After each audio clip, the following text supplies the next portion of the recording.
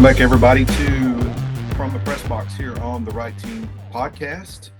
It is Friday morning here in East Texas. Again, a beautiful morning outside. Kind of getting us ready for what we hope is a good weekend. It was a little chilly this morning for me, Matt. I got up and had my T-shirt on, getting ready to get on the school bus before the crack of dawn, and realized I had to put on a sweatshirt.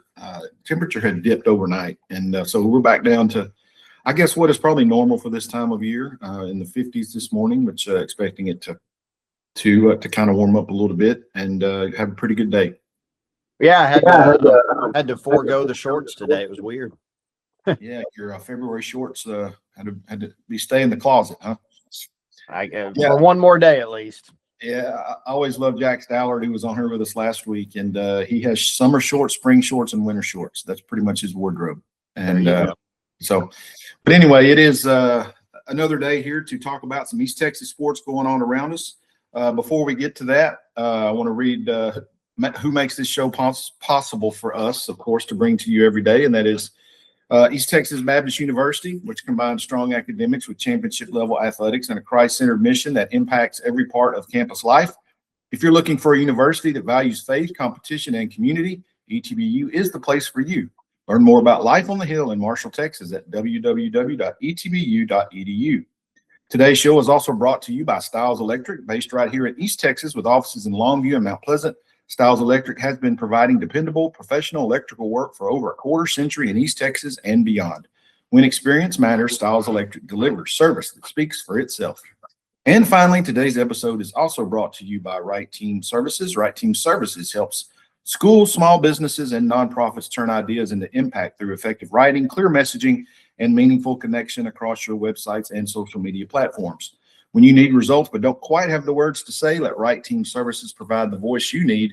Contact me today at 903-926-1766 or visit our website at www.rightteamservices.net to learn more about how we can help you tell your story. Okay, it's a big Friday today in the East Texas girls basketball playoffs as we go into the area round. Some of these games were played last night, of course, and the rest of them are going to be played today and actually one tomorrow. Wanted to kind of go over the schedule here and talk about some of the finals that took place last night. A handful of games that were played last night. Those include Pleasant Grove holding off Maybank 56-48. That game was played at Como-Picton High School last night. So the Lady Hawks are moving on to the regional semifinals, which will take place next week. That was in the 4A Division I Region 2. Down to the 3A D1 ranks in Region 2. A couple of games played last night. One of them over here in my neck of the woods here in Hallsville with Mineola, kind of running away from Atlanta, 58-33 was the final in that one for Mineola. They will be moving on to the regional semis next week. That game was played again right here at Bobcat Coliseum in Hallsville. The other side of that bracket in Region 2, Liberty Ilo posted a 34-point win over Malakoff, 86-52, in a game played in Longview at Spring Hill High School. Another game that was played in Region 2 of the 3A D2 ranks, Hooks defeated Edgewood 53-26 at Mount Vernon. And then the only other game that was played last night in our area was the 2A D2 Region 3 matchup between Sherano and Douglas, which was won by Sherano by 20, 50-30 at Timpson High School. All the other action is happening this evening with, of course, Longview playing DeSoto tomorrow at 3:30 there at Athens High School. And again, I want to remind everyone, I've got this schedule up and updated, I think, on our Facebook page. It's pinned there on the Facebook page. So if you want to go find your time for your team or just to kind of follow along where we are in our area, those scores and matchups are available to you there. Yeah, I got to see that Hooks team firsthand earlier. I guess it was Monday night of this week. It's a really good team. Handled the second round as easily, if not more easily, than the first round. Anxious to see how far they can go.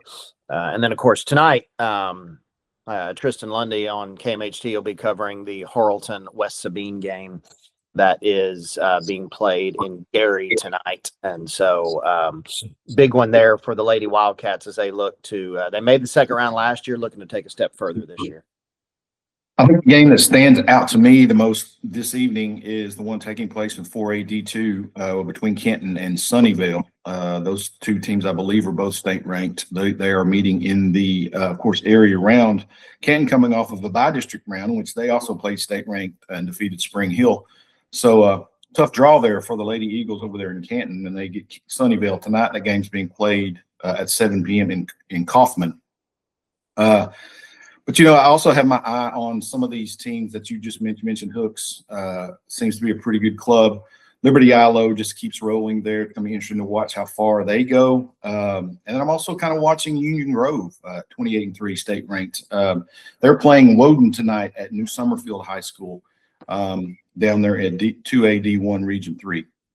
Yeah, Union Grove in that district with Harleton. They were kind of 1 and 2 there. So, yeah, they're curious to see how that goes for them.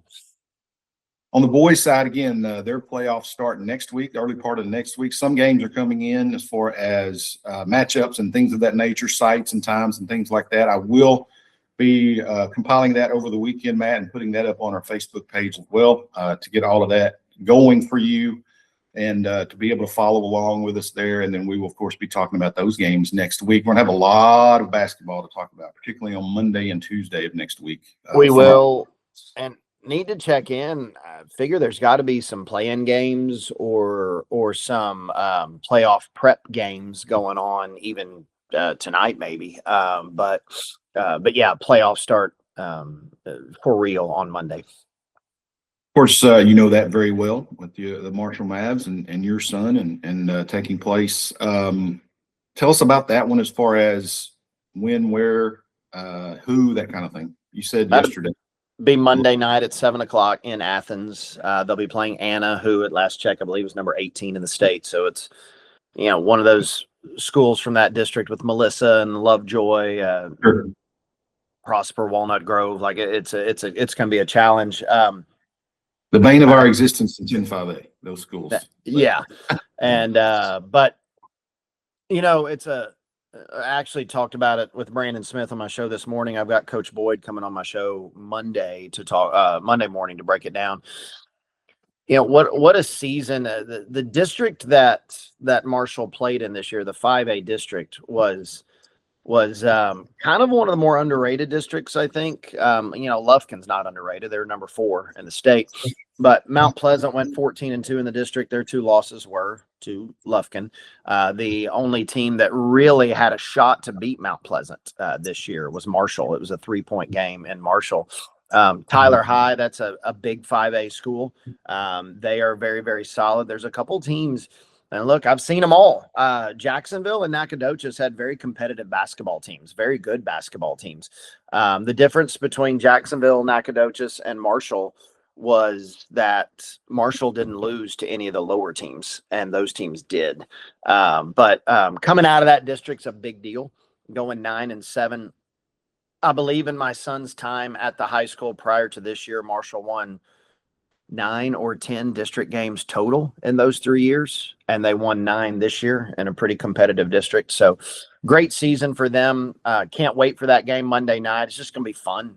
Just to watch your kid get to prep for and play in a playoff game. I don't care how it goes. It's gonna be really, really exciting. So can't wait for Coach Boyd and those kids. Speaking of some area basketball, you messaged me last night talking about a big win for the Wiley University ladies last night. Give us a little bit of an update on that.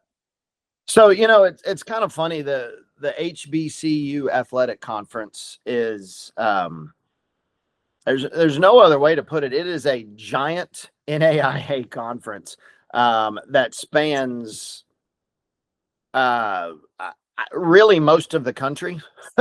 I'm bringing up the website right now, but and kind of looking into all the teams because I can't really keep up with it. There is Dillard University out of New Orleans. There's University of Virgin Islands competes in some sports. Get that, figure that one out.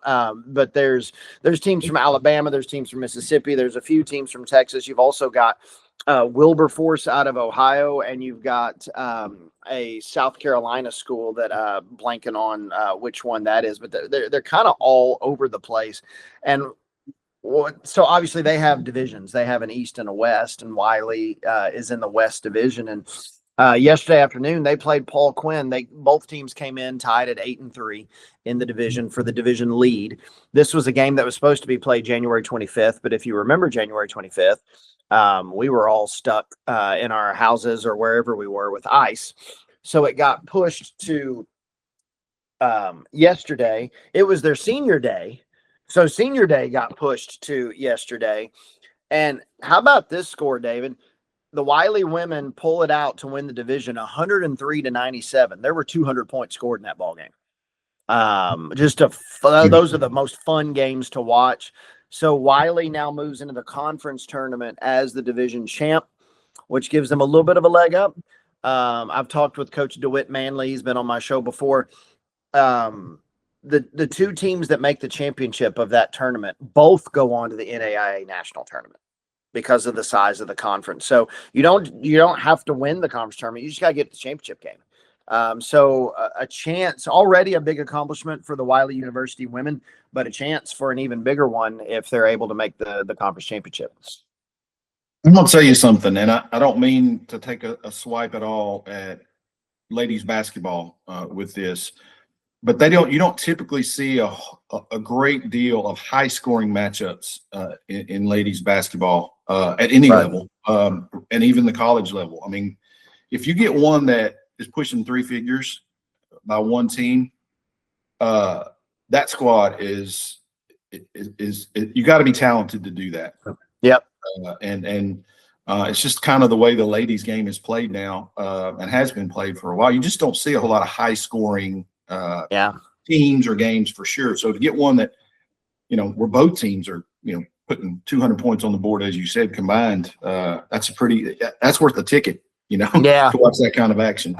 I saw the score, and of course, I was, in the office at 3:00 in the afternoon yesterday, so couldn't really go, but I was like, dadgum, I wish I could have gone to that game. What a fun game. Yeah. It's pretty exciting when you see that. It's exciting, of course, when you see the men do it, but for sure when the ladies do it. Yep.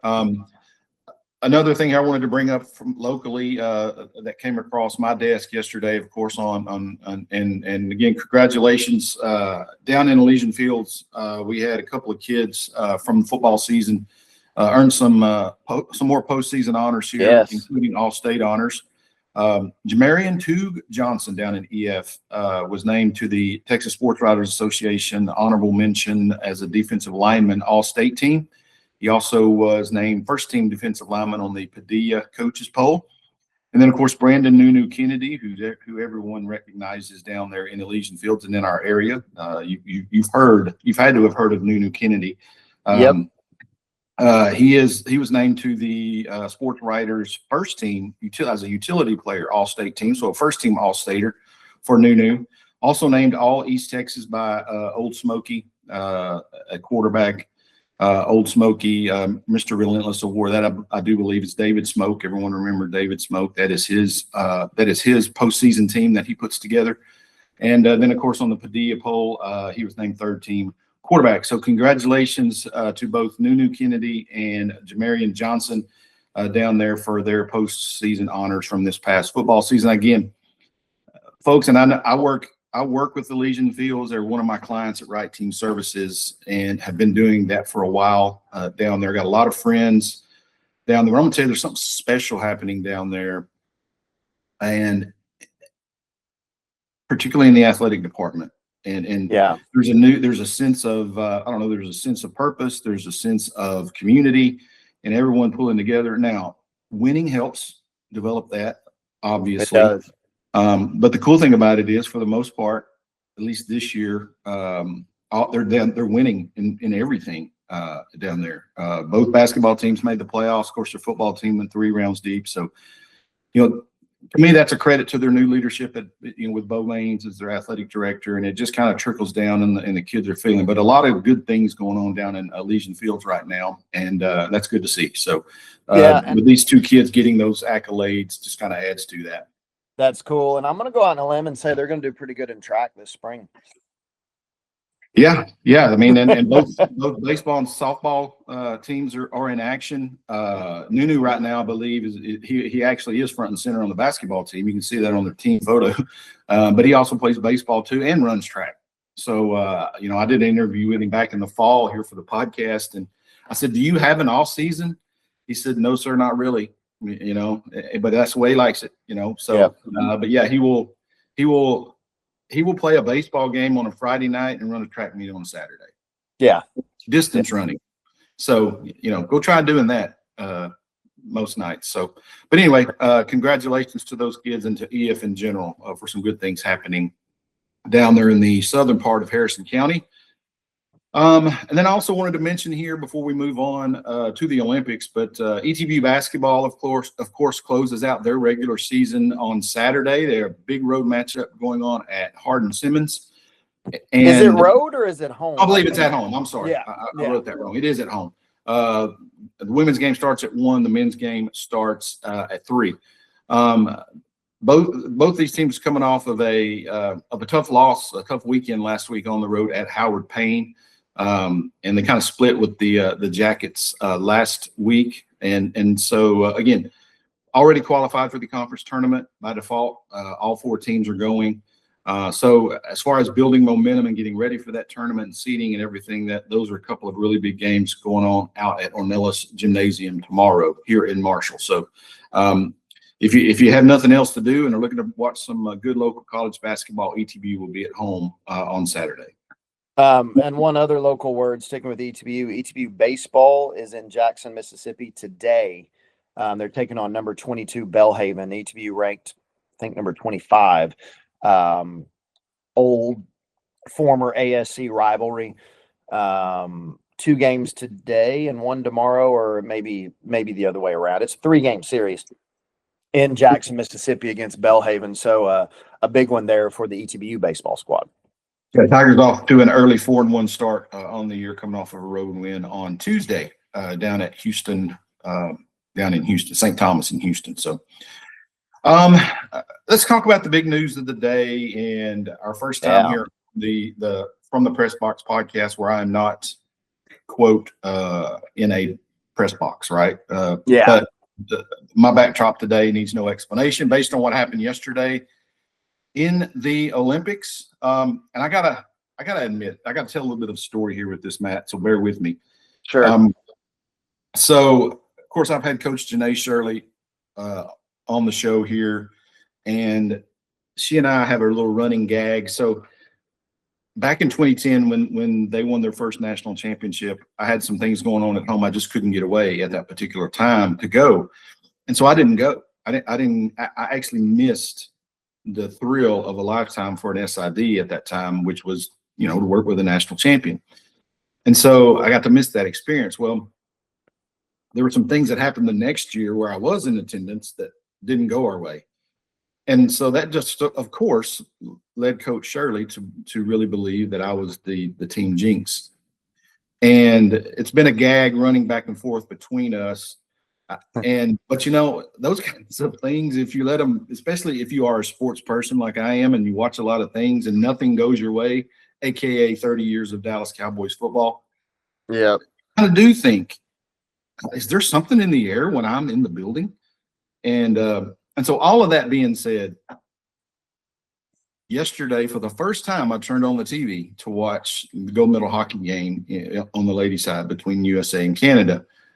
Watched the first 2 periods, and all the announcers were just dumbfounded because, Team USA is this scoring machine, and they had been shut out for 2 periods and actually trail, of course, going into the 3rd period. And I'm like, okay, I'm not messing around with this anymore. So I did not watch the 3rd period. I said, I'm not going to be the reason why my country doesn't win a gold medal in women's hockey.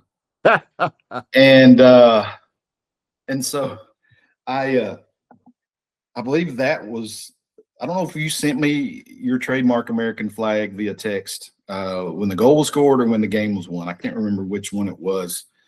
But before I left, it was when we won it.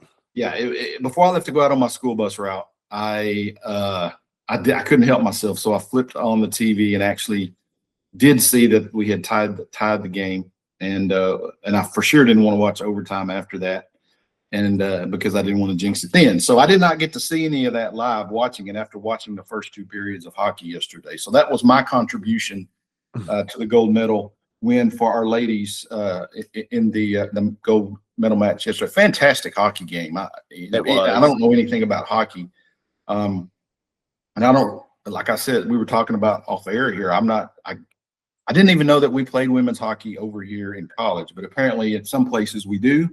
Otherwise, we have the best rec hockey players, women hockey players in the world over here. But anyway, those girls could play, and they pulled out the gold medal win yesterday, thankfully. They did, and it's funny. I'm used to Janae Shirley getting in the head of opponents and thinking that she's living in their head. I didn't know she was living in your head now. But now I'm going to tell you something. 2 years ago, when they're playing it here at home, I've stayed away from the World Series, and it's 20 minutes from my house, and I'm like, I'm not going to be the one that jinxes it either way. And of course, sure enough, they win it. And I mean, I got to the point, Matt, where when it got close in that particular World Championship game in softball, I turned it off my computer. I didn't watch it. Yeah.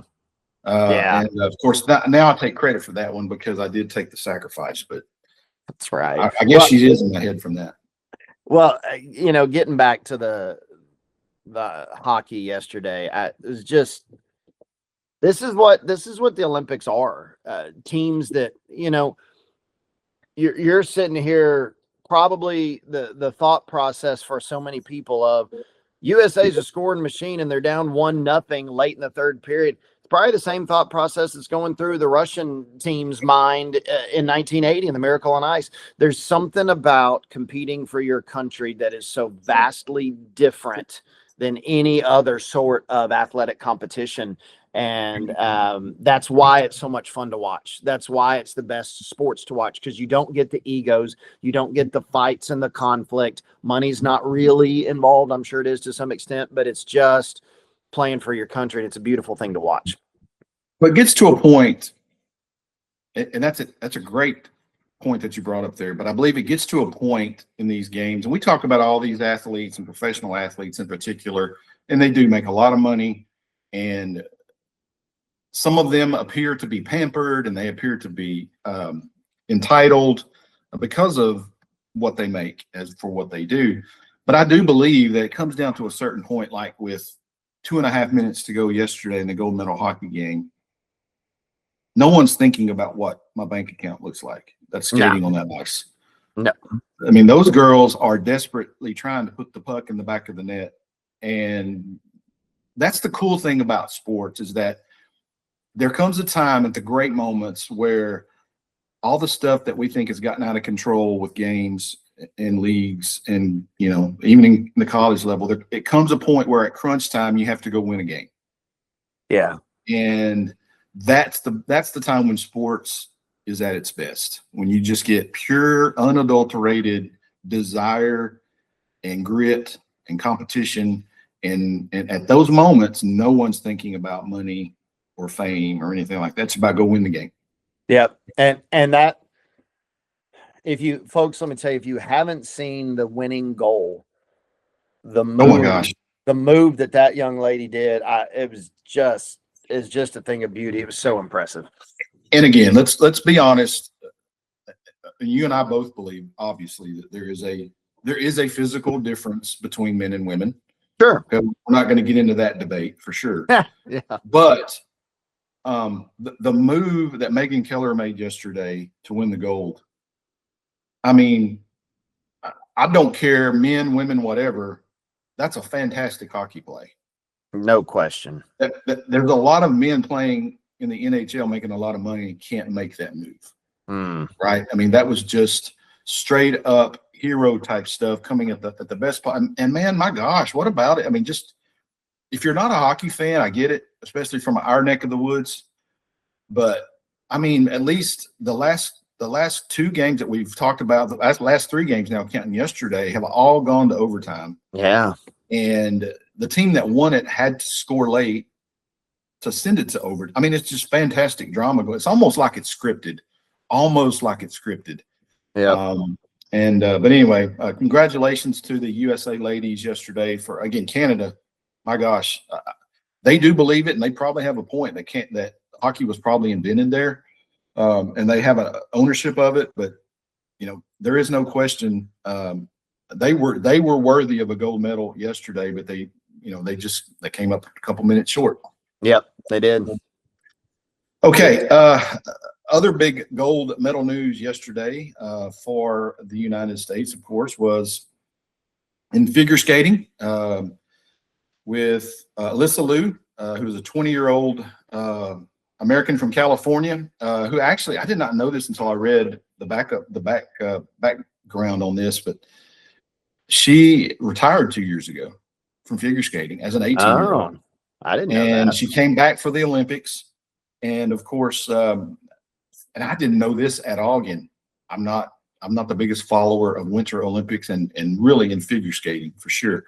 But the United States an American woman had not won an Olympic gold medal in 24 years, a quarter century.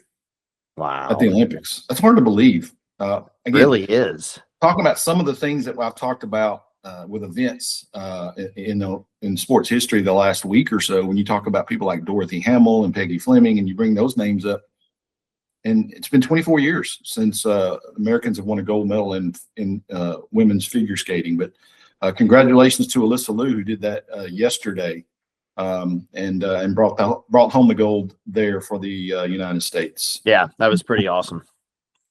And then as a reminder, today, speaking of hockey, the men returned to the action today with a couple of, just gigantic semifinal matchups there being played in Milan. The United States will take on Slovakia in one semifinal, and then Canada and Finland. Man, that's going to be a whale of a hockey game. Yes, it is. You got the NHL All-Stars just littering the ice with those two squads. But those are your semifinals in the medal round, going in to see who is going to get to play for the gold medal. I believe on Sunday it would be the gold medal game in hockey on the men's side. Yeah, you got that going on, which is good stuff. You got, I'm not going to lie to you. I went home before we started the podcast and paused the semifinal women's curling match that's on right now, so that as soon as we're done, I can go watch the end of that. But our women are in the medal round against Switzerland. So if they lose today, they'll be in the bronze medal match. If they win today, they'll be in the gold match. But yeah, it's and we're coming down to the end of it, But I gotta say, I love having Peacock. Like I can just hop on there and find whatever's going on right now and pick. I don't have to worry about is it going to be ruined for me because it's live. I don't have to let the network decide what I'm going to watch. Love having it. It's been great.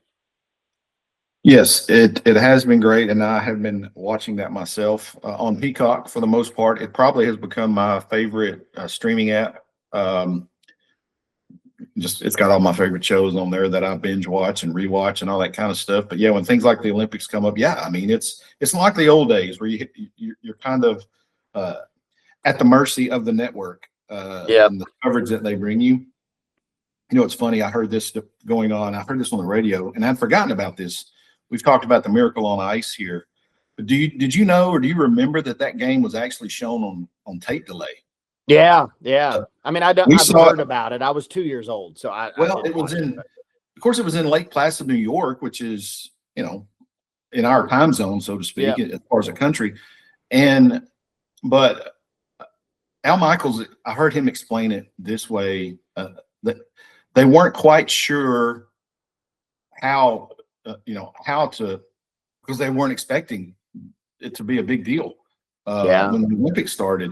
So they had to move some things around, but they ended up having to, basically, the game was played on a Sunday morning, I believe. They taped it, and then they showed it that afternoon, I believe was the time.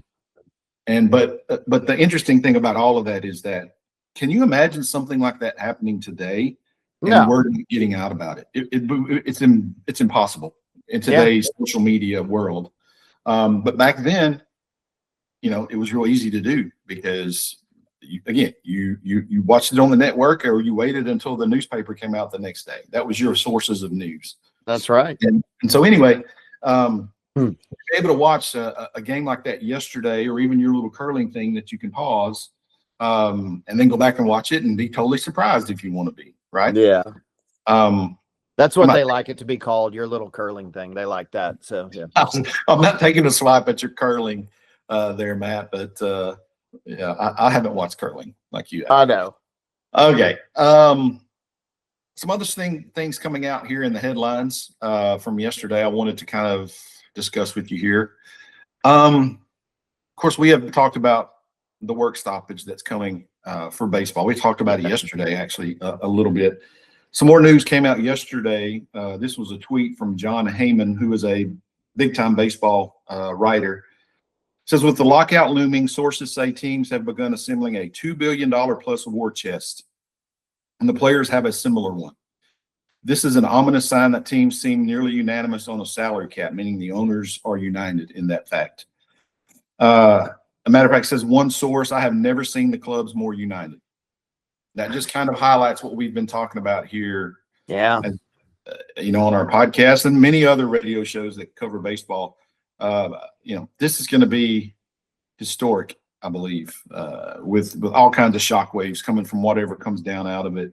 But you wonder why these people are saving money. It's they're preparing to go without game, to not be paid for a while. Yeah. And historic, like in the worst way possible. I mean, it's, If you don't love college baseball, this is your year to fall in love with it. Mm-hmm. If you want to be a fan of baseball this time next year. So, that's the only warning I would say. Prepare yourself. You may not can put away $2 billion like these people can, but you can watch baseball in different ways. So, and that, again, December 1st is going to be a big day when this happens. They're not even negotiating right now. When they're already doing this and not negotiating yet, that shows you how far apart they are. That's not a good sign at all. Mm. The other big news yesterday, are you ready for the Indiana Bears in the NFL? Yeah, what's the deal with that? My goodness. Well, I kept reading about this. Again, not really being a Chicago Bears fan, knew there was something going on. You always think, okay, this is going to get worked out. They're going to remain in Chicago. And I'm thinking, are they really going to move to Indiana? But then you look and actually see where Hammond, Indiana is. It's 20 miles, about 20, 25 miles south of Chicago. It's very similar to Dallas and Arlington, where, of course, the Cowboys have never been to, quote, Dallas. Well, I guess they were when they were at the Cotton Bowl. Yeah. Then they were in Irving when they were at Texas Stadium, and now they've moved out to Arlington, of course. And it's very similar to that in that, of course, they're called the Dallas Cowboys. So it's not like the Bears are going to change their name and become the Hammond, Indiana Bears or something like Indianapolis Bears. But man, the way has been cleared with a fully funded, publicly funded stadium offer for them. And it'll be interesting to see how Chicago and Illinois respond to that. Yeah, that I don't even know about that. That's so weird. That's just I don't know. And they want to build a dome stadium. And man, I would be so disappointed if the Chicago Bears are playing in a domed indoor stadium. Yeah, because there's nothing more iconic than in Chicago and Green Bay and places like that to see their field covered in snow or play in those conditions. And to have them moved indoors, man, that's almost sacrilegious, to be honest. You ain't kidding, man. That would be weird. We have talked about also the problem of tanking, particularly in the NBA this year. Adam Silver, the commissioner of the league, came out yesterday and said that they are going to implement some new rules in the NBA starting next year, that would directly kind of address these problems that we're having with tanking. Here's some of the things that the commissioner said are going to take place. That first round draft picks can only be protected for top 4 or top 14 plus selections. Okay. So in between 5 and 13, your picks are not protected. Lottery odds will freeze at the trade deadline or later date. So a couple of weeks ago was the trade deadline, right? So wherever you were in the lottery, that would be your odds for the rest of the season. Okay. You could not play your way to better odds. Yeah. They're no longer allowing a team to pick to pick in the top 4 in consecutive years or after consecutive bottom 3 finishes. So if you're bad for a long period of time, you got 3 years, you got 3 years or no, 2 years to get better. Or Yeah. I don't know how that reads there, but it's all about getting better and not stockpiling high draft picks. Okay. Yep. Teams can't pick in the top 4 the year after making the conference finals. I believe that's a direct swipe at the Dallas Mavs. Yeah. Right. For all that debacle they did last year. I saw a funny tweet yesterday that said they ought to add on to this. If you finish number 1 in the lottery, part of what you win there is you get to hire Nico Harrison as your GM. Ooh, there you go. Yes. I like that one. Let's get creative with this. Yeah. Lottery odds are allocated based on 2-year records rather than 1. Lottery extended to include all play-in teams. So currently, right now, the play-in teams are kind of the teams in the middle. But anyway, they would be included in the lottery. And this is the one that makes the most sense for me. It's that you just flatten the odds for everybody. So it doesn't matter if you finish first or you finish 13th, 14th, whatever that is. You got the same odds of getting the number 1 pick. Ooh, wow. Now we go back. We go back to where it started, right? That's pretty much how the lottery started. Well, and you go back to, you think about, I think I've talked about this before. A lot of people don't realize how much the NBA used to be the Wild West. One of the best, I think without a doubt, one of the 3 best teams in NBA history, the 1986 Celtics, win the title and then roll into the draft with the number 1 pick. Now, tragically, that was Len Bias, and we know how that went. But the idea of that happening is just stunning. Yeah. Yeah, it is. And again, I didn't understand the lottery when it first came in, and then you watch the NBA, and it's like, they have to have this. It's too easy to throw games legally, but now I never have understood all the weighted parts of it and all that kind of stuff. I'm just like, the only fair way to do it is to either make everybody even, and so you have the same opportunity to win the number 1 pick as 13-1, I like our idea that you came up with the other day. Let's host a single elimination tournament, and the winner of that tournament gets the number 1 pick. And obviously, like you said, you'd have to do some adjusting for the picks that were traded, protected and all that. Or base your lottery odds on your 1-loss record, say from the trade deadline to the end. Yeah. Right. And one with the best record during that time gets the number 1 pick. Something like that. Yeah. Okay. We're now to the back page section of the podcast here. And as always, Matt, I want to have you lead off here. What do you have for us here? Some stuff that may not be as noticeable for everyone out there on our for one thing, I want to mention, I'm only going to mention it briefly because we didn't actually show it yesterday, but my bracketology that we talked about yesterday, I had to wait till those Wednesday night games ended, which means I was putting that thing together very late, and in shifting everybody around on my lines, just totally left off a team that would be like a 4 seed. That is a no-brainer getting in. So had to do some readjustment there. Obviously, just want to throw that out there. If you heard our bracketology segment yesterday, there have been some adjustments simply because at midnight, apparently, I missed a team. So anyway, there's that. But sticking with the NBA, which you just talked about, I don't know if you saw this, but so I get a lot of Celtics news. That's my team. Boston destroyed the Warriors last night out in California. Boston, without Jason Tatum, is the 2 seed in the East, the 4th best record in the NBA, which is just crazy, especially since Drew Holiday, Al Horford, Porzingis, all these guys have moved on. But I don't know if you saw this over All-Star weekend about Jaylen Brown out in Beverly Hills. So Jaylen Brown is carrying the Celtics now. He and Jason Tatum have been that 1-2 punch, but Brown was actually the finals MVP a couple years ago when they won it. Brown has also been the guy that's been the president of the Players Association for a while. I mean, thoughtful guy, articulate guy. I've never seen him in trouble. I've never seen him acting a fool on the court like a Draymond Green or what have you. So he was hosting a private event for his brand. He's partnered with Oakley Sunglasses at the owner of Oakley's house in Beverly Hills. And police just showed up at 7 p.m. on Saturday night and shut it all down. Didn't have any discussion with him, didn't have any discussion with the owner of the house. Brown is considering legal action because he had invested about $300,000 in this event. So had his sponsors. And at this moment, like, it feels like due process has not been carried out. Beverly Hills PD released a statement. They've had to go back on that and say it was inaccurate because this was not a public gathering. It was invite only.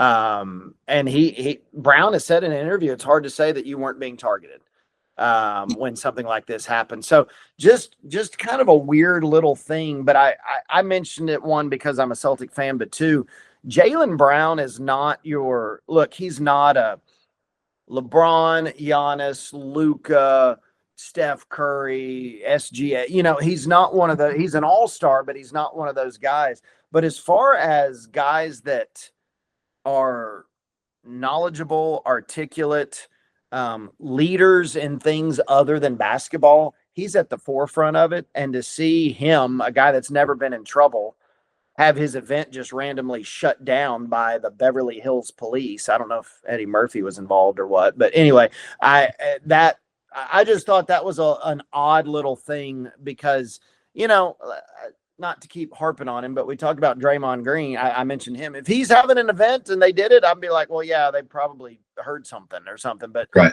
This isn't that kind of guy. And it just popped up on my Celtics feed because I'm a Celtics guy, but just thought that was weird. Well, there has been a rash lately of events like that, or sponsorships by professional athletes, baseball camps, basketball camps, things like that. Yeah. That do get investigated because there are irregularities in those kinds of things, right? And I agree with you on that, though. Just because one is a bad apple or doing something wrong, it doesn't mean that Jaylen Brown is who's out there helping the community and things like that, right? Yeah. So that's sad to hear. Well, and also weird to get that worked out. Weird in Beverly Hills, like that's not I don't know. It's got its own reputation for what kind of place it is. And right. So you would think high dollar invite only party at the founder of Oakley's house might be something right up their alley. So it's a little weird to me. Yeah. Yeah. And just for clarity, Eddie Murphy is actually a Detroit cop. He is not a Beverly Hills cop. That was a misnomer used for the movie title. Yes, I'm aware. Okay. So for mine, and I kind of wanted to do this differently. I kind of bounce around based on the way I wake up most days. And again, I want to put a disclaimer here. I'm not recommending anyone at all. I never tell anyone to open a Twitter account because of all the social media platforms out there. I'm just going to tell you, Twitter is the most toxic. It is the most Wild West version of anything that you can do. And you have to really develop a thick skin if you're going to be involved in Twitter, which I'm really not involved in it per se. Look, I opened my Twitter account when Twitter first, became available, I don't know, 15, 20 years ago, whatever it was. And for the most part, I do it just to get headlines. Yeah. But you do occasionally run into the off the wall thing where you got to do your own fact checking for real. So I wanted to preface that by saying I'm not encouraging anyone at all to get a Twitter account, but one of the cool things you can do is bookmark. Yes. As they come across, to save them and go back and actually do research if you want to do that. I have several of them. Yeah. And over a 24-hour period, man, depending on who you're following and kind of your interests and things like that, you can come across some pretty wild stuff. And I've come across a lot of that here in the last 24 hours. So I just kind of wanted to share some of my bookmarks this morning on my portion of the back page that have some truth to them. Hopefully, most truth. But this was a tweet yesterday from an account called Top Tier, okay? And it says Georgia is setting records on and off the field. I don't know if you heard this yesterday, but 2 Georgia football players, Chris Cole, Darren Ikinagbon, were arrested yesterday on, guess what? Reckless driving charges. It's wild. Since 2023, there have been 32 arrests in the Georgia football program, most of which have been because of reckless driving or speeding. Yeah. So, look, I was a little ticked off at Kirby Smart after when they beat Texas last year. Of course, you know, he took it as a platform in his press conference to talk about how tough Georgia is and, you know, how they don't worry about money, how they like to hit people. Better be careful sometimes when you use words like that, because I hope your players are not taking that as meaning hit people in your car. So, because the way they're driving, you have to kind of wonder about that, Kurt. Is that not, I mean, and by no means am I trying to excuse anything or whatever, but, you know, like, you see a program get a lot of guys arrested and you think, what's the culture like? But everything they're doing are driving violations. Like it's weird. You don't tend to hear that they're beating up their girlfriends or that they're breaking into houses. They just make terrible choices behind the wheel and it just keeps piling on top of each other. It's the weirdest thing I've seen. If you follow the news and you hear things like that, it is an epidemic of professional and college athletes for some reason cannot drive the speed limit. Yeah. I don't understand why. I don't understand what the allure is of taking your nice sports car and driving it, you know, 100 to 120 miles per hour out on the highway. I don't understand why you can't understand why speed limits are in place like the rest of us do. But it is an epidemic. You know, Myles Garrett, the NFL Defensive Player of the Year, this time last year was going through something like this. I mean, he was caught doing what, 140 in his car? It was an insane number. It's crazy. I don't understand that mentality of why people have to drive. Now we're kind of getting into, you know, traffic and things like that, but I don't understand. It's just, but it is a problem, and it is a real problem at Georgia. Apparently, 32 arrests in the last 3 years. That's 10 a year. Over 10 a year. Clean your program up, Kirby. Take away their car keys. I mean, seriously, they need to be grounded from driving. Another one that came across yesterday, which is kind of interesting to me because hopefully this will spread to other parts of the country if it hasn't already. But this was a tweet by Rivals High School. So, of course, the recruiting service Rivals says that the Florida Senate has passed what's called the Teddy Bridgewater Act. The bill would allow middle and high school coaches to use up $15,000 of their own funds to support student athletes with food, transportation, and recovery services.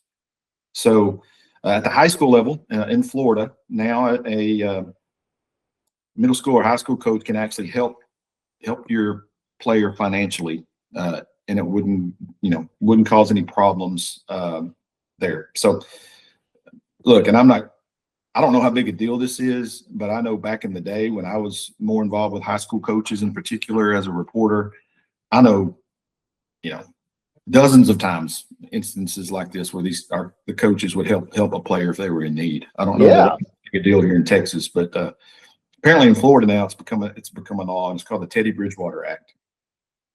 Interesting. As a note today, also just to remind everyone that the Texas Rangers will be playing their first spring training game this afternoon. Actually, local time here, it's 2:05 from Surprise Stadium. Of course, they'll be playing the Kansas City Royals, who share the same spring training complex. Nathan Eovaldi would be the starter for the Rangers.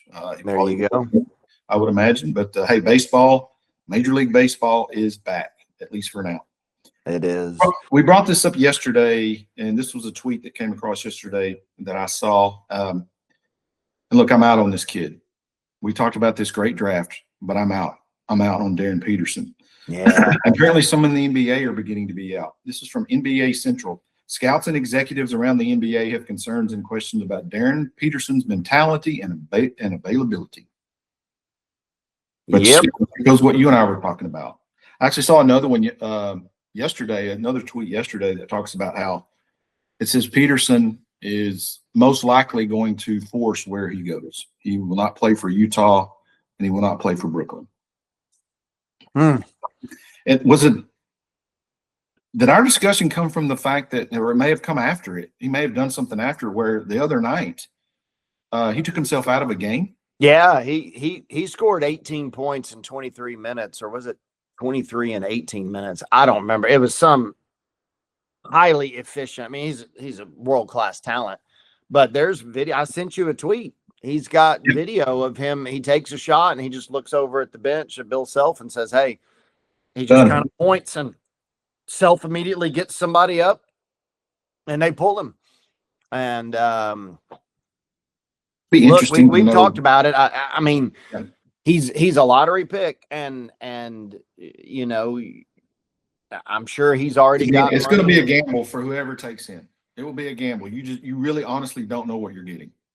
You don't, and that's the thing. Is he just doing this because he knows he wants to stay protected and stay healthy and not get hurt before the NBA, and then he's going to go all out? You know, fine, but you don't know that. You don't see that. Whereas some of these other freshmen, you look at Boozer, DeBanza, you look at Acuff, you look at some of these other Kingston Flemings, Wagler, like these guys are. And it's not like, it'd be one thing, hey, if Kansas was an NIT team, right? They're projected to be a 3 seed. They're a national title contender. So there's something different there. This is from Variety, and you've probably heard this, but ESPN plans to replace summer's Sunday night baseball with women's sports Sundays, a new hub spotlighting top matchups from the WNBA and National Women's Soccer League. And look, you and I are supporters of women's sports. Sure. I believe we have made that clear on this podcast. I don't know how popular that's going to be. It'll be interesting to see if ESPN pulls this off, replacing Sunday Night Baseball of all things with this. But there's been a lot of talk over the last few hours about since this news came out about ESPN, and it all revolves politically, and I don't want to get in that discussion, but you know, if you followed it for about the past year, ESPN has let it be known they're getting out of the Major League Baseball business. So this is not totally a shock that they are replacing Sunday Night Baseball. That was already pretty much in the works, which is another indication of the trouble that MLB is in. They don't have a broadcast partner other than Fox right now. So and it'll be interesting to see how that plays out with the women's sports night there. This says so much more about baseball than anything else, but I will say it does. I mean, I can openly confess I do not watch much WNBA at all. Right. But since Caitlin Clark appeared on the scene, I have watched a lot more women's basketball than I ever have. And I think there's a lot of people like that. And I think, I think that's probably a small component of this decision, but I think the bigger component is, and we've talked about it, baseball's popularity is waning behind, well, everything's behind the NFL, but it is waning behind the NBA as well. If this was NBA or NFL, this decision would never be made. But the fact that baseball's popularity is going down and this work stoppage seems inevitable, I think ESPN's like, whatever, we're done. Yeah, they're just going to try something different, and if it works, it's good for them. If it doesn't, they'll just pick something else up. Maybe go back to baseball at some point. Maybe curling. I'm hoping. There's maybe a chance. Another plug for curling. I like that. I like the way you're consistent. I'm sure, but no, seriously. And I never understood why the popularity of college softball. I mean, the Women's College World Series, right? I mean, it's a popular thing now. It's fun. Yeah, it's fun. It's exciting to watch. And there's a lot of really good softball players, obviously. Let's get a pro league started. I watched that on Sunday night. Yeah. It wouldn't be a problem for me at all. I can watch baseball in many other ways, for sure. Let's watch some of that stuff that you can't get access to, AKA how ESPN started. Right? Yep, that's right. And then the only other thing I have here, and I know we're going to look on, but this was kind of interesting. I could not put this in a way. This is again from Top Tier. Okay. The top 20 most dangerous college campuses. This was interesting to me. I don't know what dangerous means here. It doesn't explain. It just says most dangerous. This could be, I guess, most car accidents on campus. I don't know what that means. I know which one I'm voting for on that one. Which one is the most dangerous? No, I'm saying if it was based on most car accidents, I mean, I'm going Georgia. We've already covered that. We covered that one. Interestingly enough, Georgia is not on this list. But this is information that is put out by the U.S. Department of Education, so it has some validity to it, I would guess, whatever their criteria is. But the number one most dangerous college campus in the country is Texas A&M University. Wow. I was shocked by that. Then you got the top 5 here. Cal Berkeley at number 2, Ohio State at number 3, Grand Canyon is at number 4. Isn't Grand Canyon just an online deal? Maybe I'm thinking something else. That was kind of what I thought, but I don't. They do have a basketball cyber crimes. I don't know, but anyway, and then UC San Diego. 6 of these teams, 6 of these college campuses that are the most dangerous in the country are from California. There are 2 from Texas. Of course, Texas A&M's number 1, and then Houston was at number 16. Yeah, interesting. Just a little interesting list there to look at. Again, I don't know what they mean by most dangerous. Yeah, it's kind of a vague term when you put that out there, but interesting. Before you move to this date, so, and this kind of, speaking of dangerous, it's a nice little segue. When you mentioned Twitter bookmarks, I just went back and looked at some of the stuff I've bookmarked recently. Right. It's all either sports or funny stuff, but I just thought you'd get a kick out of this. I have a bookmark from January 6th, which of course is college football playoff was rolling, and the big story of the college football playoff was Ole Miss and Lane Kiffin and will his staff be there? Will they not be there? You remember all that? I have a tweet that I bookmarked because it just made me laugh out loud. Ole Miss coach Joe Judge was asked about how hectic this week has been, and his response was, "My next door neighbor used to be Aaron Hernandez, and this is more chaotic." Yes. Yeah, Joe Judge has had a bad month with some things he said, for sure. That's the thing about Twitter, is that you're able to save little nuggets like that with the bookmark feature. But again, I am not recommending anyone, particularly your young kids, keep them off of Twitter. It is not the place to be for the young of heart. Okay, this day in sports history, kind of light today, just a couple of birthdays, but they are notable. On February the 20th, 1963, NBA Hall of Famer and broadcaster Charles Barkley was born in Leeds, Alabama. You know Charles Barkley, right? The round mound of a rebound coming out of Holland. He was drafted by Philadelphia, also played for Phoenix and Houston, an 11-time All-Star, 1993 NBA MVP, also a member of the 1992 Olympic Dream Team. He actually won 2 Olympic gold medals, 92 there in Barcelona and 96 in Atlanta. He was a 6'6" power forward who led the league constantly in rebounding.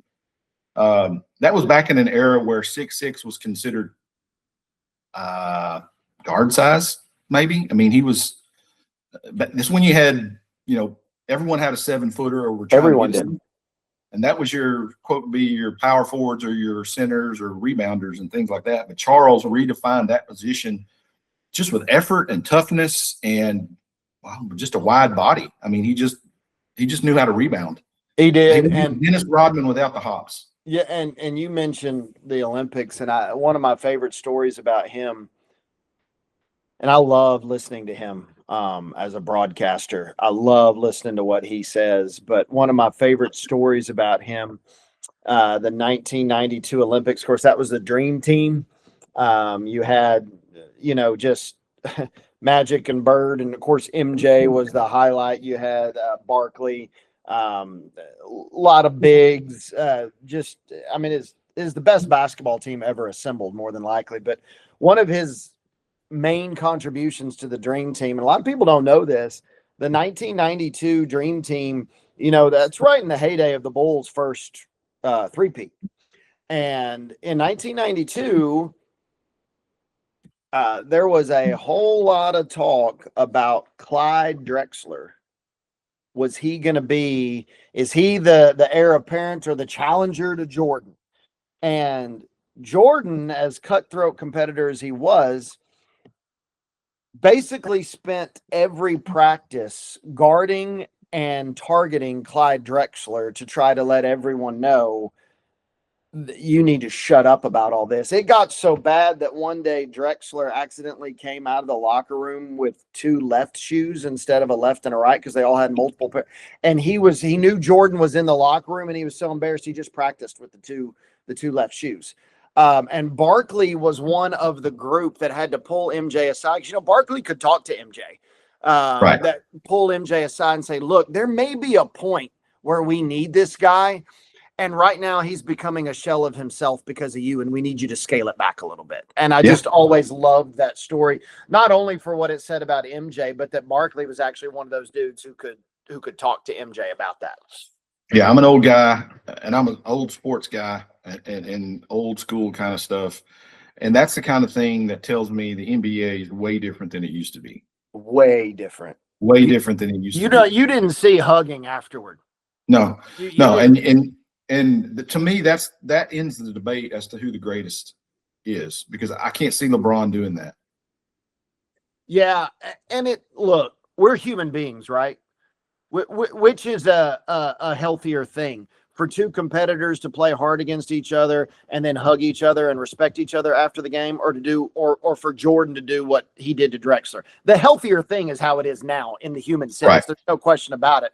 But yeah, like if now LeBron's a whole nother animal than Clyde Drexler. Ain't no doubt about that. He's a physically and giftedness and all the rest. He's all of it. But if they were in the league at the same time, there's no doubt in my mind that Jordan would have targeted and made sure that everyone knew to the best of his ability who the alpha dog was. Would have been a lot tougher against a guy like LeBron who's 6'8", 250 or whatever. But yeah. The last one I think we saw like that was Kobe Bryant. Rest in peace. Kobe was that exact same mentality. So the only other birthday here to celebrate today, on February the 20th, 1983, 3-time Cy Young Award winner Justin Verlander was born in Manikin-Sabot, Virginia. Verlander was originally drafted by the Tigers, won both, and this is a rare occurrence. You don't find it a whole lot in baseball history, but he won both the AL MVP and Cy Young Award in 2011. I remember that because the Rangers had to go through them in the ALCS that year to get to the World Series. Of course, in 2017, he was traded to the Astros, where he won 2 World Series and added 2 more Cy Youngs in Houston, as he was getting into his late 20s or late 30s and into his early 40s. It's just amazing. 3 career no-hitters, and he has recently signed to play this season back in Detroit at the age of 43. It's got to be the last one, right? That's why I went. I would think, I think probably this is the retirement tour, back where it all started. But good for him. Had a Hall of Fame career, no doubt. The final word of the day today, as we get ready to close up, was found in Romans 12:2. It says, "Do not be conformed to this age, but be transformed by the renewing of your mind, so that you may discern what is good, pleasing, and perfect will of God." Remember, right teamers, real change does not start around us. It starts within us. When we allow God to renew our mind, he'll guide our steps in ways that are better than anything this world can offer us. Amen. For my co-host, Matt Paul, this is David Weaver, thanking all of you again for listening out there in East Texas and beyond. Hey, enjoy a wonderful weekend, everybody. We'll be back on Monday for another edition of From the Press Box here on the Right Team Podcast. And until then, as always, keep writing your story.